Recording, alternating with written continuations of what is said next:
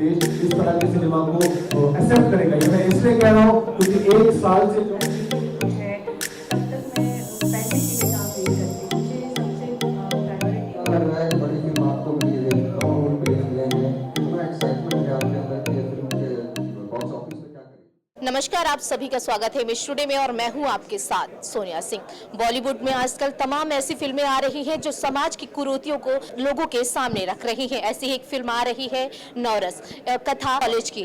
तो इसमें तमाम ऐसे समाज की कुरीतियों के बारे में दिखाया जा रहा है, लोगों को पसंद भी आ रहा है। हालांकि उसका ट्रेलर अभी दिखाया जा रहा है। उसके प्रोड्यूसर डायरेक्टर हमारे साथ में हैं अभी प्रवीण हिंगोलिया जी, जो कि लखनऊ पहुंचे हैं और लखनऊ से पहले ये पूरा उत्तर प्रदेश होते हुए, कश्मीर होते हुए पूरा अपना जो यात्रा है उसको शुरू किया और लोगों को कहीं ना कहीं दिखाया भी है। तो चलिए हम बात कर लेते हैं ज्यादा और जानते हैं कि क्या कुछ इस फिल्म में है नौरस में और क्या कुछ दर्शाने का जो प्रयास है वो किया जा रहा है। सर, सबसे पहले हमारे चैनल में आपका बहुत बहुत स्वागत है। लखनऊ आके कैसा लग रहा है? वैसे तो आप पूरा भ्रमण कर चुके हैं। Thank you ma'am. और हमारे जो पीआर टीम के वसीम जी है, उन्होंने लखनऊ में एंटर करते ही बोला मुस्कुराइए आप लखनऊ में हैं। तो सच में तब से मुस्कुराहट बनी हुई है और इतना अदब, इतना प्रेम, यहाँ की जो भाषा है, ये हमारा हिंदुस्तान है। ये मिसिंग है हमारे मेट्रो सिटीज़ में। मैं तो कहूँगा यहीं के अध्यापक को लेके जाना चाहिए मुंबई में, दिल्ली में, और पढ़ाए जाने चाहिए। जो मिठास है, जो बोलने का तरीका है, जो बोलने में जो अपनापन लगता है, यही भारत मैंने हमारी नवरस कथा कोलाज में दिखाने की कोशिश की है। आज की हमारी फिल्मों में भारत मिसिंग है मैम। भारत है कहाँ? इसलिए ये जो नवरस मैंने चुना, 9 कहानियाँ, ये 9 इमोशनल राइड के साथ साथ 9 विजुअल राइड्स भी है। इसको हमने कश्मीर में शूट किया, पंजाब में शूट किया, आपके आगरा में शूट किया, ताजमहल में, फिर हमने इसको गुजरात में किया, दिल्ली में किया, मुंबई में किया, महाराष्ट्र में किया। तो इसमें जो भारत का जो विजुअल खुशबू आती है और जो प्यार मिल रहा है, वो मतलब बहुत इनक्रेडिबल है। इसीलिए मैंने ये देश की सिनेमा यात्रा पे निकला हूँ, कश्मीर से कन्याकुमारी। आपकी जो स्माइल और सर की जो अभी स्माइल है ना, यही लूटने आए हम इंडिपेंडेंट फिल्म मेकर हैं। आप जो ऐसा हौसला बढ़ा रहे हैं ट्रेलर देखने के बाद, मुझे पता है अभी ट्रेलर देखते के आते अरे आपने 9 रोल किए थे। तो ये हमारी जीत है, हमारे सिनेमा की जीत है, हमारे देश की जीत है। बिल्कुल सर, एक सवाल हमारा आपसे है कि बॉलीवुड इंडस्ट्री में आजकल तमाम ऐसी फिल्में बन रही हैं जो कहां से कहां तक जा रही हैं, कभी कभी वो बॉयकॉट की कगार पर भी आ जाती हैं। तो आपके दिमाग में ऐसा कैसे आया कि ये ऐसी हम फिल्म बनाएंगे तो लोगों को पसंद आएगी, जो एक रियलिटी कहीं ना कहीं ये है सच्चाई, लेकिन लोग इसे एक्सेप्ट नहीं करना चाहते? ये कैसे आपके दिमाग में, आपने इसको लिखा, प्रोड्यूस किया? जी, ये मतलब मैं इसमें मेरा क्रेडिट मेरी माँ को देना चाहूँगा, जो अभी 2 हफ्ते पहले ही उनका स्वर्गवास हो गया। वो भगवान में है और आशीर्वाद लेके हमारे साथ चल रही है। मेरी जो परवरिश है, मेरी जो अपब्रिंगिंग है, मेरी माँ, मेरे पिताजी ने दी है। मेरी मम्मी बहुत बहुत अच्छी इंसान थी। वो हमेशा दूसरों का दुख उनसे देखा नहीं जाता था। वो हमेशा कहती थी, प्रवीण हमेशा ईमानदारी से काम करना, नीयत साफ करना, अपना बस कर्म कर तू आज का, फिर बाद में देखा जा। तो जब उन्होंने मुझे इस तरह से बनाया, बचपन से इस तरह से दिया, तो जब जब मैं कुछ डोमेस्टिक वायलेंस देखता था या औरतों पे होता हुआ देखता था ना, मैं डिस्टर्ब होता था। तो मेरी अपब्रिंगिंग वैसी हुई है। तो जब मैंने ये ठाना कि मैं एक फ़िल्म प्रोड्यूस करूं, तो एज एन फिल्म मेकर मेरा पहला कर्तव्य था कि जो जननी है, स्त्री जननी होती है, वही क्रिएटर है, वही भगवान है ना। माँ ही तो हमें ये दुनिया दिखाती है ना। तो मेरी पहली कोशिश थी कि एज एन प्रोड्यूसर मैं पहला उनको सलाम करूंगा। हमारी जो माताएं हैं, बहनें हैं, वो सुरक्षित रहे।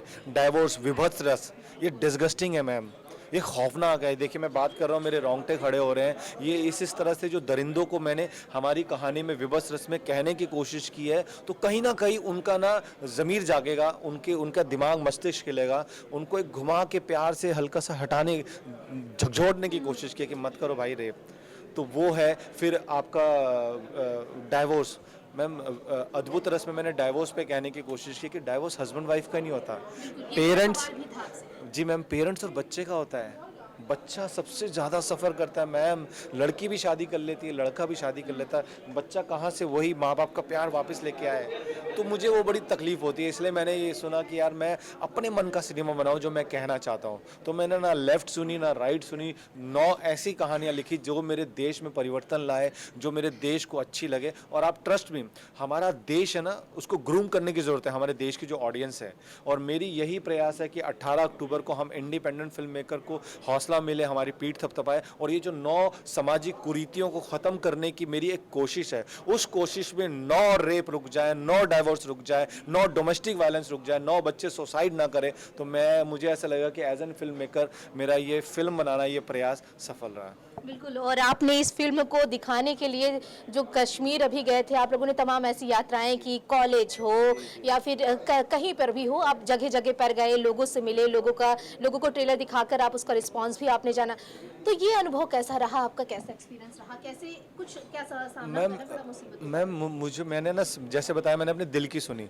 तो प्रमोशनल के बाद मेरे पास बहुत सारे पैसे थे नहीं, तो मुझे ऐसा लगा मैं ऐसी यात्रा करूं जिसमें मतलब देश कनेक्ट हो, क्योंकि देश के चारों तरफ से हमें ये फिल्म के अवार्ड्स मिल रहे हैं। तो कश्मीर से कन्याकुमारी हम ट्रैवल कर रहे हैं, हम लिटरली सड़क पे चल रहे हैं। बाघा बॉर्डर गए हम लोग, इंडिपेंडेंट फिल्म मेकर, हमें परमिशन मिली, मैं तो बाहर होर्डिंग लेके खड़ा हो गया, आप हमारे इंस्टाग्राम में देख सकते हैं। सब लोगों को आके बता रहा हूँ, देखिए ये इंडिपेंडेंट फिल्म मेकर की है, क्योंकि मेरा देश है और मुझे कोई शर्म नहीं आ रही। मैं ना भीख मांग रहा हूँ, ना मैं कुछ कर रहा हूँ, मैंने अच्छा सिनेमा बनाया है। मैं अपने देश वालों से बोल रहा हूँ कि आप प्लीज़ आइए, हमारा हौसला बढ़ाइए।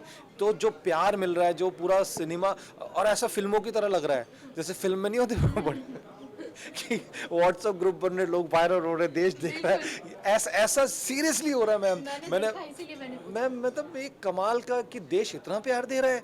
हम गाजियाबाद गए, हम मेरठ गए, रामपुर गए, मतलब ये कमाल का ना, ये मैजिक राइड चल रही है। और मैं तो मतलब इतना इमोशनल हो रहा हूँ, अपनी माँ को थैंक यू कह रहा हूँ और आप लोगों को थैंक यू कह रहा हूँ, मेरे देशवासियों, क्योंकि इतना प्यार दे रहे हैं। इसलिए मैं ना पूरा कॉन्फिडेंटली कह रहा हूँ कि 18 तारीख को इतिहास रचेंगे हम, देश इतिहास रचेगा। और देखना, इंडिपेंडेंट फिल्म मेकर की जीत होगी, हमारे सिनेमा की जीत होगी, क्योंकि मैंने कुछ बफोंडरी नहीं बनाया है, मैंने बहुत इंटेलिजेंट, बहुत समाज को जागरूक करने के लिए एक अच्छी फिल्म बनाई है। इसलिए मैंने बोला मेरे प्यारे प्यारे प्रधानमंत्री, मैंने हक से बोला है कि मेरे प्रधानमंत्री है और मेरी पीठ जरूर थपथपाएंगे, मेरा देश पीठ थपथपाएगा। बिल्कुल, आपने कहा कि मेरे प्रधानमंत्री जी, एक सवाल मेरा रह गया। उत्तर प्रदेश में कानून व्यवस्था को लेकर मुख्यमंत्री योगी आदित्यनाथ भी बहुत सतर्क है, और इसमें जितनी घटनाएं घटी उस पर वो लगाम लगाने की कोशिश जो है वो कर रहे हैं। अगर मौका मिलता है तो क्या उनको भी ये ट्रेलर दिखाएंगे? बिल्कुल बिल्कुल। हमारे जो पीआर टीम के वसीम जी और नज़मा जी है, उन्होंने कहा है कि जनता दरबार लगता है, तो हम कल सुबह पूरा अपना होर्डिंग लेके पहुंचेंगे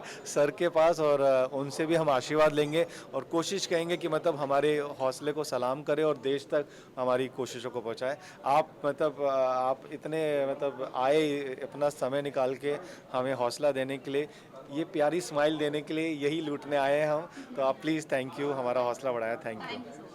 तो नवरस फिल्म तो आ ही रही है जो समाज की कुरीतियों के बारे में एक जागृत कर रही है लोगों को। इसमें इसका ट्रेलर देख के लोगों को काफ़ी ज़्यादा पसंद भी आ रहा है। ज़्यादा बातचीत करने के लिए हमारे साथ टीवी की जानी मानी एक्ट्रेस अस्मिता शर्मा जी मौजूद है, जिनको आपने सीरियल प्रतिज्ञा में भी देखा, उसमें शानदार कैरेक्टर उन्होंने निभाया। आज लखनऊ पहुंची, हम बात कर लेते हैं। मैम, कैसी है लखनऊ, आपकी कैसा लग रहा है? लखनऊ आके मुझे हमेशा अच्छा लगता है। अभी मैंने एक दूसरा शो किया था सोनी का, काव्या, उसके लिए मैं आकर लखनऊ 15 दिन रही। तो लखनऊ मुझे बहुत ज़्यादा पसंद है पर्सनली।